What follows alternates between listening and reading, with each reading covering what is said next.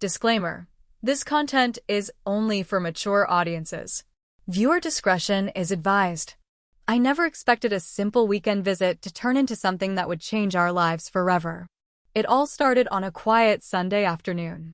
The sun was setting, painting golden streaks across the living room walls, and I was in the kitchen, trying to focus on dinner while my mind wandered.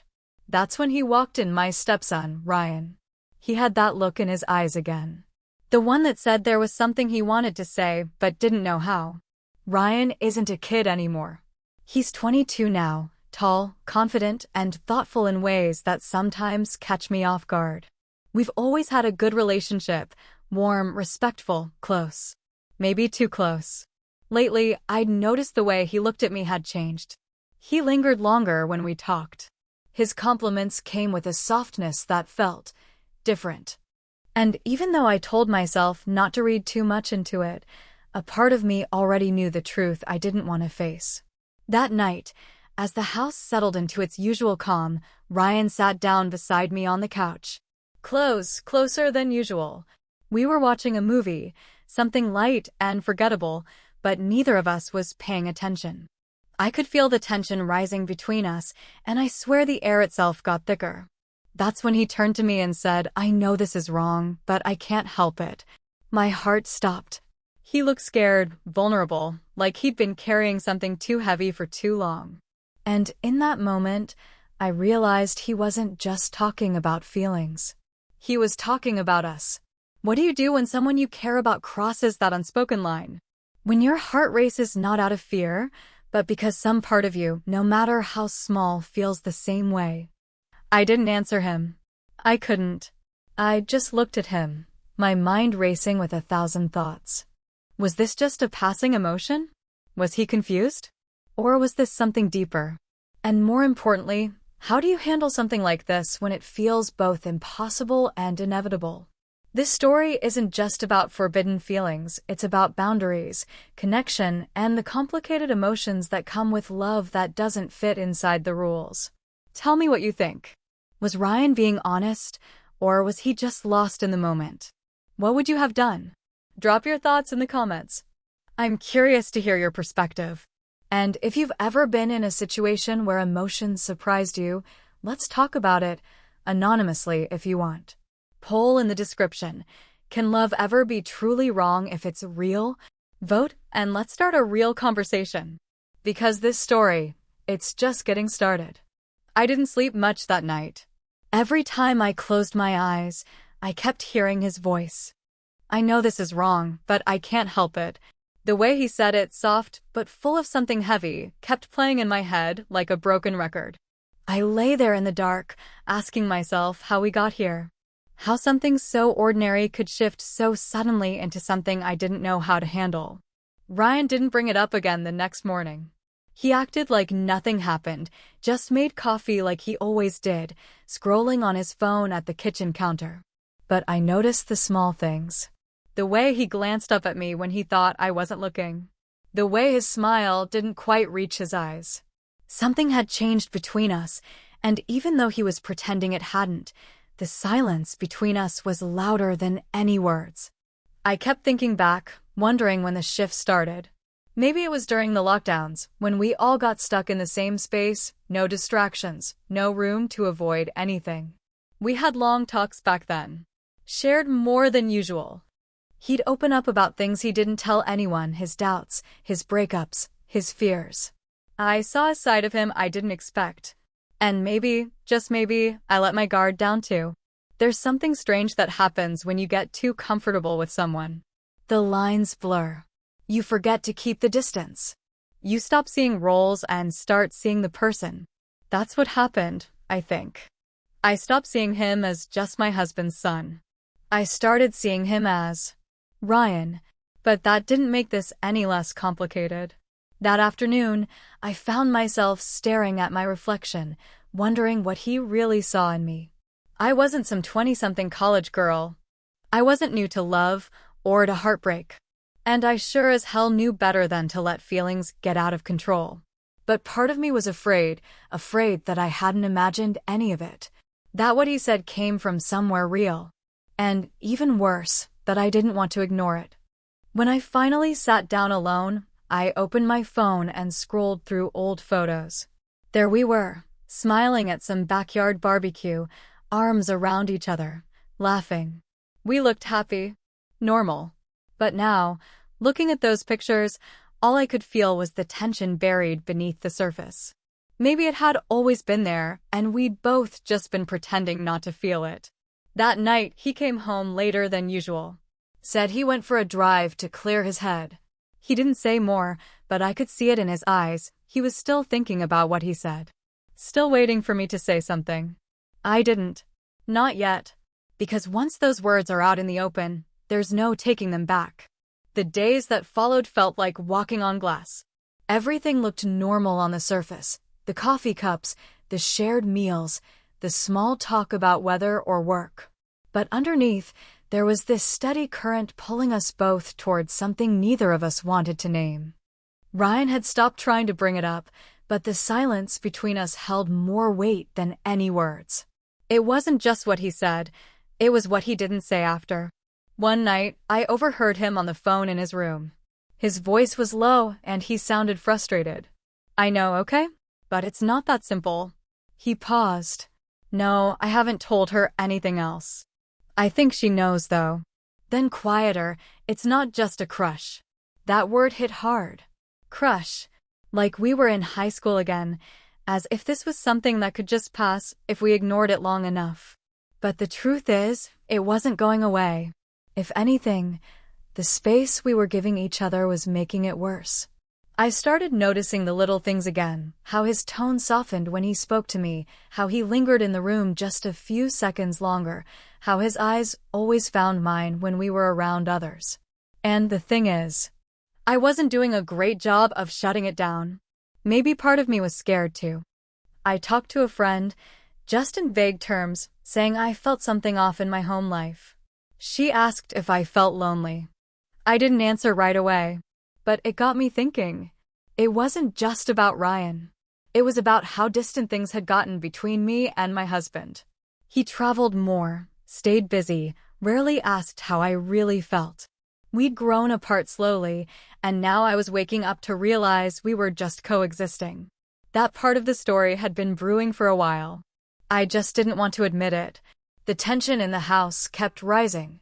One evening, we were both in the kitchen, close again. Too close.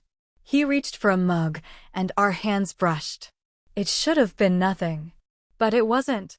I pulled away quickly, but when I looked at him, he was already looking at me. Not confused. Not embarrassed. Just steady, like he was waiting for me to say something first. I didn't. Instead, I went to my room and closed the door behind me. My heart was racing. It wasn't guilt. It was something else. Fear, maybe? Fear of what could happen if we didn't stop this, and fear of what it meant if I didn't want to. So now I ask you, do you think this is just one-sided? Or is she holding back feelings she hasn't admitted even to herself? What would you do in her place? Drop your thoughts in the comments, no judgment. Let's keep this real. This story's nowhere near over. The air felt heavier with each passing day, like the house itself was holding its breath. Everything between us had turned into a series of near misses, half-spoken words, glances we both caught and quickly looked away from. Even when we weren't in the same room, I could feel Ryan's presence, like his thoughts were pressing into mine. I kept telling myself nothing had happened, but the truth is, too much already had. One evening, we found ourselves alone again. My husband had gone out of town for a work trip, last minute, 2 nights. That first night, I didn't even hear Ryan come downstairs. I was in the living room, lights low, lost in some random TV show I wasn't really watching. When I looked up, there he was quiet, hands in his pockets, standing in the doorway. Just watching me. You okay? I asked. He nodded but didn't say anything. Instead, he walked over and sat down not beside me, but close enough that I could feel it again. That tension. That unspoken question hanging between us. I didn't move. Neither did he. Then he finally spoke. I can't stop thinking about what I said, he said quietly, eyes fixed on the floor. And I know you haven't said anything because you don't want to make it worse. But it's already worse. Pretending doesn't help. I felt frozen. I couldn't give him the answer he wanted. But I couldn't lie either. I never meant to cross a line, he added. But I feel like I already did just by saying it. And I don't even know if you felt it too, or if I made it all up. I couldn't look at him, not directly. My heart was pounding. This moment, the one we'd both been avoiding, was right here, and there was no more space to run from it. I wanted to say it wasn't real, that it was just confusion or timing or loneliness. But the words wouldn't come. Because deep down, I wasn't sure I believed that myself. Suddenly, a sound broke the silence, my phone buzzing on the table. My husband's name lit up the screen. I didn't answer. I just stared at it, the tension in the room stretching tighter with every second. Ryan noticed too. He didn't say anything, but I could tell the call changed something. It reminded both of us what this was, or what it could turn into. He stood up slowly, like he didn't want to go but knew he had to. I'm sorry, he said again, softer this time. But I don't think I can keep acting like this doesn't exist. Then he left the room. Just like that. I sat there, staring at the quiet screen, feeling like I was standing at the edge of something I couldn't name. And now I want to know, what do you think happens next? Is this just emotional confusion? Or is there something deeper both of them are afraid to admit? Comment your predictions below. The silence after Ryan left the room felt louder than anything he'd said. I sat frozen, the glow from my husband's missed call still on my phone screen, the weight of everything pressing down on my chest. I didn't know what to think anymore. I didn't trust my own feelings, or worse, maybe I did, and that was the real problem. The next morning, I tried to act normal. Made coffee, checked emails, played my role, but everything felt off.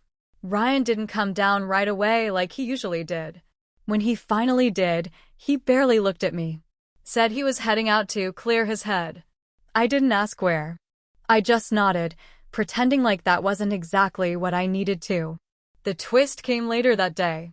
A text from an unknown number, just one line. You don't know the whole story. You should ask Ryan about last summer. I stared at it for minutes. My first instinct was to ignore it. Spam, maybe? But something about the tone felt personal. Like someone knew what was happening now and wanted to stir something deeper. I didn't say anything to Ryan that night. I waited. I watched. And it hit me that for everything I thought I understood about what was happening between us, there was still so much I didn't know. What happened last summer? Why did someone feel the need to reach out anonymously now? And who even knew enough to send that? That night, after dinner, I found him in the backyard, sitting by the small fire pit. He looked lost in thought, eyes fixed on the flames like they could burn through everything he was trying to hide. I got a strange message today, I said quietly. Someone told me to ask you about last summer. He didn't flinch. Didn't even pretend not to understand. He just sat there, silent. You want to tell me what that means? I asked. He looked up slowly. I was in therapy, he said, voice low. After I moved back in, I didn't tell anyone, not even my dad. I wasn't in a good place. There was someone I was too close to.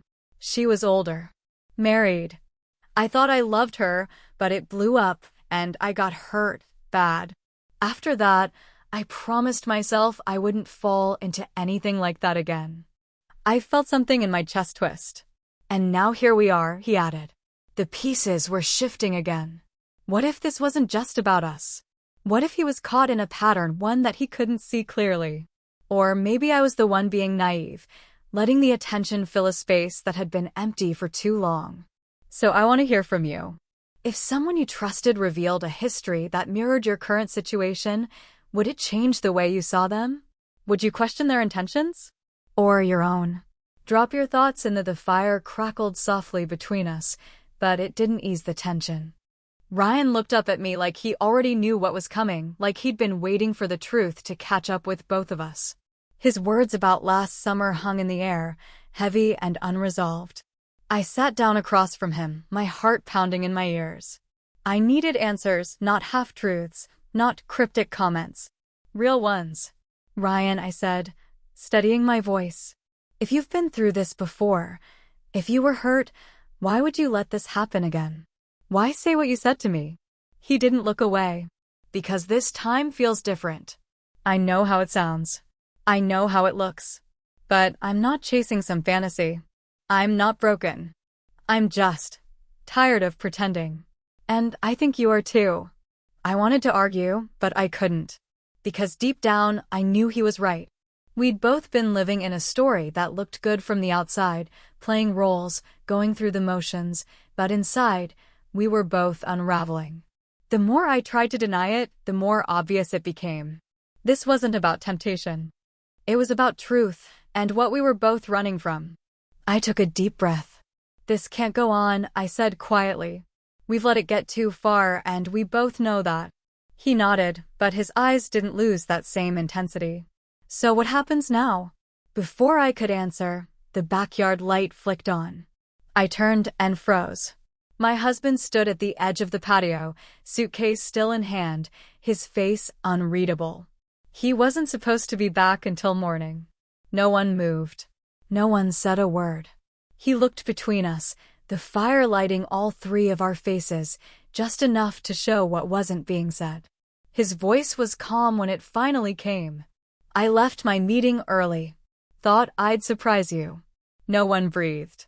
Then he walked past us, heading toward the door. I'll be inside. And just like that, the moment shattered. I turned back to Ryan, every nerve in my body on edge. You need to go, I said. Now. He didn't argue. He stood slowly, gave me one last look, not angry, not pleading. Just final. Then he walked off into the night. I sat there, staring at the flames, the weight of everything crashing down at once. It was over. Whatever it was, or could have been, was done. Or so I thought. The next morning, I found a letter slipped under my bedroom door. Ryan's handwriting. It wasn't long, just a few lines. I didn't want to be the one to tell you. But he knew. Long before I said anything. Ask him about his assistant. About the nights he worked late. I wasn't the only one hiding something. So now I ask you, was it ever really about us? Or were we both just reacting to something that had already broken? Let me know in the comments. And if you've ever found yourself caught between truth and comfort, what did you choose? Comments. Be honest.